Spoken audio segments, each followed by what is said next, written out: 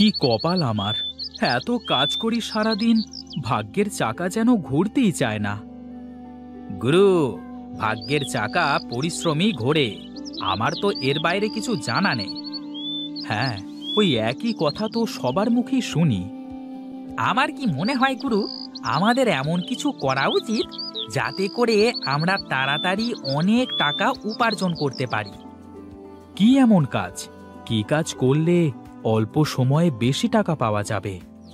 আরে কি যে বলো গুরু, তুমি হলে আমার গুরু। তুমি যদি আমার কাছে প্রশ্ন করো তাহলে কি হবে? মাথা তো কাজ করে না রে পাগলা, কি যে করি। বলি কি গুরু, আমরা এক কাজ করতে পারি। কি কাজ বল দেখি? এই চলো, আমরা আজ থেকে সব কাজ বাদ দিয়ে ব্যাংক ডাকাতি করি। কি সব বলিস? তোর খালি আজে বাজে কথা, একটু ভালো করে চিন্তা কর দেখি। এই বসে বসে মাথায় কোনো চিন্তা আসবে না গুরু। বড় লোক তো আমাকে হতেই হবে, তাতে যেভাবেই হোক। তুই খালি আমার কথা মতো কাজ কর দেখি। আমার কি, তুমি যা বলো আমি তাই করি। শোন বলাই, এখন বাড়িতে যা, ও বেলায় ঘাটে চলে আয়, দেখি কি করা যায়। ঠিক আছে গুরু, তোমার যা ইচ্ছা।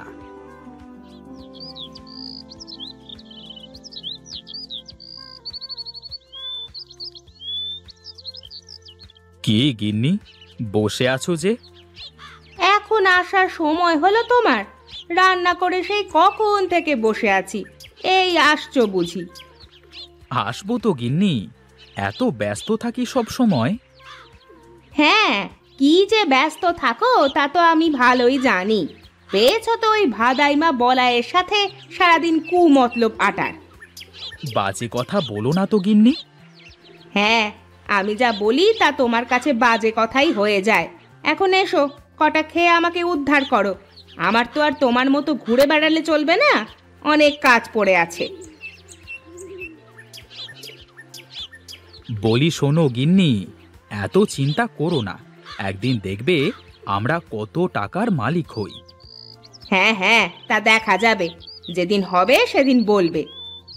আহা, তোমার হাতের রান্না মনে হয় অমৃতের স্বাদ। আহা, কি রসের কথা! সেই তো 3 বেলা ডাল ভাত ছাড়া কিছু জুটাতে পারো না, আবার এমন ভাবে বলছো যেন বিরিয়ানি রান্না করেছি। তোমার হাতের এই ডাল সিদ্ধই তো বিরিয়ানির থেকেও সুন্দর হয় গো গিন্নি। শোনো শোনো, খুব তাড়াতাড়ি আমাদের সুখের দিন আসবে।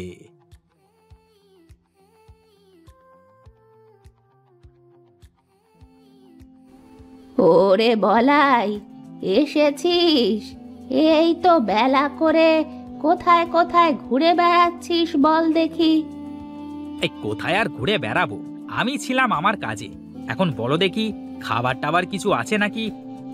দেখ, ওই ওখানে খাবার বাড়া আছে, খেয়ে নে। আমার তো শরীরটা খুব একটা ভালো না বাবা, তাছাড়া বয়সও তো হয়েছে, এবার একটা বিয়ে কর বাবা। আরে আমাকে কে মেয়ে দেবে বলো দেখি? আমার মতো ভেদামার্কা ছেলের সাথে কেউ মেয়ে দেবে না মা। আগে বড়লোক হই, তারপর দেখা যাবে।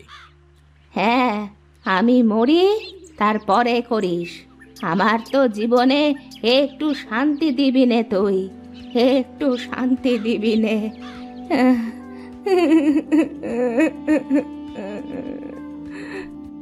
এই দেখো মা, প্রতিদিন এক কথা শুনতে আমার ভালো লাগে না, আমাকে আর একটু সময় দাও।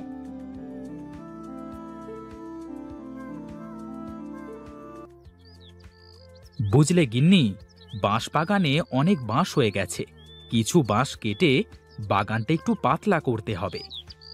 হ্যাঁ, তাহলে করতে হবে। তা তোমার ভাইয়ের কাছে কিছু বলেছো নাকি? ওকে আর কি বলবো, আমি যা বলবো ও তো তাই করবে। না, তারপরেও একবার শুনে দেখা ভালো, তা না হলে আবার পরে বলবে যে তুমি ওকে না বলেই এটা করে ফেললে। হ্যাঁ দেখি, ওর সাথে দেখা হলে বলে দেখব। এজন্য দাটা ধার নিয়ে রাখলাম, বেশ কিছু বাঁশ বিক্রি করা যাবে। যা ইচ্ছে করো, কিন্তু সাবধান, দুটো কথা যেন না হয়। আমার আবার মানুষের সাথে অযথা ঝগড়া চেঁচামেচি করতে ভালো লাগে না। ঠিক আছে গিন্নি, তুমি ওসব নিয়ে চিন্তা করো না তো। দেখি, যাই, আমি একটু মাঠ থেকে ঘুরে আসি।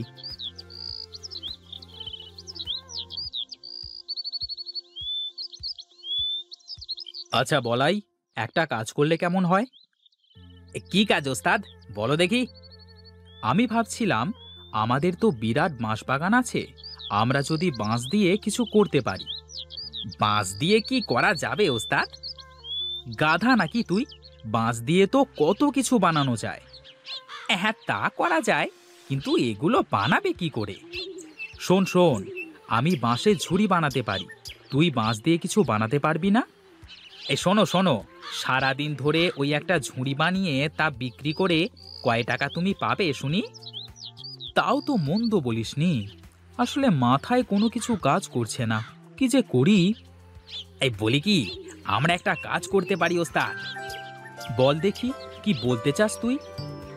আমরা তোমার বাগানের বাঁশ দিয়ে নদীতে যদি একটা সাঁকো তৈরি করে দিই, আর যারা আমাদের এই সাঁকো দিয়ে নদী পার হবে তারা সবাই আমাদের টাকা দিয়ে পার হবে, তাহলে কেমন হবে? তাতে তো অনেক বাঁশ লাগবে, আর এলাকার মানুষ কি আমাদের টাকা দিয়ে সাঁকো পার হবে? শোনো ওস্তাদ, ওই দেখো, সবাই তো নৌকা করে নদী পারাপার হয়, তাহলে তারা তো মাঝিকে পয়সা দিয়ে পার হচ্ছে, তাই না? হ্যাঁ, তা অবশ্য ঠিক। তাহলে তো সবাই খুব সহজেই এপার ওপার যেতে পারবে। হ্যাঁ ওস্তাদ, তাছাড়া আবার বলছি কি, একবার শুধু সাঁকোটা তৈরি করতে পারলে তারপর বসে বসে শুধু টাকা গোনা। বাহ, তোর মাথায় তো বুদ্ধি আছে রে পাগলা। হ্যাঁ, আমি কার শিষ্য সেটা দেখতে হবে তো নাকি? বেশ বেশ, চল চল দেখি, আমরা বড় ভাইয়ের সাথে কথা বলে দেখি সে কি বলে। বাঁশ বাগানে তো তারও ভাগ আছে। এই চলো ওস্তাদ, চলো।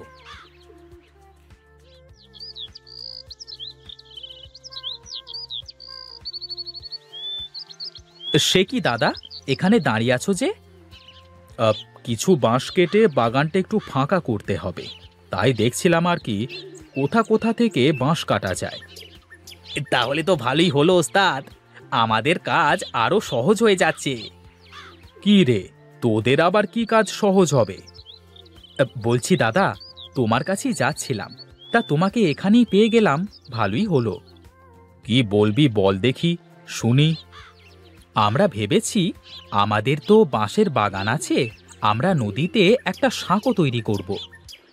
হ্যাঁ দাদা, এই কাজ করতে পারলে আমাদের অনেক লাভ হবে। তোদের মতলব কি বল দেখি? তোরা কি জনসেবা করতে লাগছিস নাকি? সামনে কি ভোটে দাঁড়াবি নাকি? আরে দাদা, কি যে বলো, আমি কেন ভোটে দাঁড়াতে যাব? আমি তো ব্যবসা করব। ব্যবসা? সাঁকো দিয়ে কিভাবে ব্যবসা করবি? হ্যাঁ দাদা, বলি, সারা দিন এপার থেকে ওপার, ওপার থেকে এপার, কত মানুষ যাওয়া আসা, এখন সবাই তো নৌকা করেই যাওয়া আসা করে, তাই না? হ্যাঁ, তা করে। এই জন্যই তো আমরা আমাদের নিজের খরচে সাঁকো বানাবো, আর যারা যারা আমাদের সাঁকো দিয়ে পার হবে তারা তারা আমাদের টাকা দিয়ে পার হবে। না ভাই, তোদের এই উদ্ভট চিন্তায় আমি নেই ভাই, আমি আমার ভাগের বাঁশ নষ্ট করতে দেব না। তোদের ইচ্ছে হলে রমেশের ভাগের বাঁশ দিয়ে করতে পারিস, আমাকে এসবের মধ্যে ডাকিস না। এই রে, দাদা তো কিছুই বুঝতেই চাইলো না। আমি বলি কি ওস্তাদ, আমরা আমাদের কাজ করি, দাদা যখন দেখবে আমরা সফল হয়েছি তখন আমাদের সাথে চলে আসবে। ঠিক আছে, কাল থেকেই তাহলে আমরা কাজে লেগে পড়ি। চল, এখন বাড়িতে যাওয়া যাক।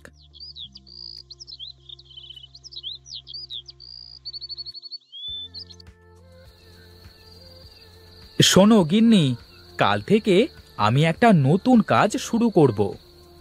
কি কাজ করবা বলো দেখি, একটু শুনি। কালকে নদীতে সাঁকো তৈরি করব। তুমি সাঁকো তৈরি করে কি করবে শুনি? কেন, সবাই নৌকা পার হয়ে কেমন মাঝিকে টাকা দেয়, তেমনি আমার সাঁকো দিয়ে যারা পার হবে তারা সবাই আমাকে টাকা দিয়ে পার হবে। তোমার যা ইচ্ছে করো, আমার ওসব নিয়ে কোনো মাথা ব্যথা নেই। উঠে পড়লে যে? কি করব বলো তো, আমার খাওয়া শেষ, আর বসে বসে তোমার ওই ফালতু প্যাঁচাল শোনার সময় নেই আমার। আমি ঘুমাতে যাচ্ছি। হায় রে কপাল আমার, কেউ বুঝতে চায় না আমাকে। আমি যা করি সব তাদের কাছে ফালতু কাজ মনে হয়।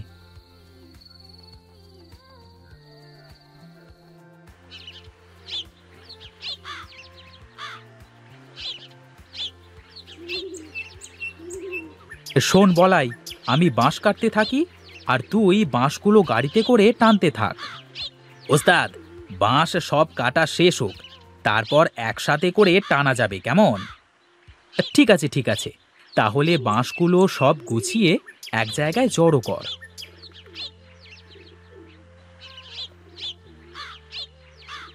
বাঁশ তো সব কাটা শেষ রে বলাই, এবার নে গাড়িতে ওঠা সব বাঁশ।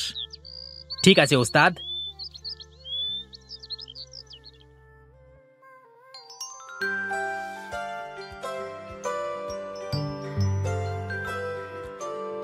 নে নে, এবার বাঁশগুলো সব নামিয়ে ফেলতে হবে।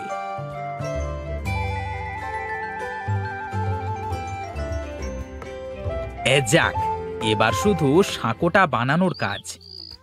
শোন রে বলাই, যারা আমাদের সঙ্গ দিল না তারা দেখবি আফসোস করবে। ওস্তাদ, আমি জানি তুমি যা করো তা সব ভেবেই করো। বুদ্ধিটা আমার হলেও এটা ভালো না মন্দ তা তো তুমি ভালো করে ভেবেছো, তাই না? হ্যাঁ রে, আমি সব ভেবেই করছি। নে নে, কাজ শুরু কর।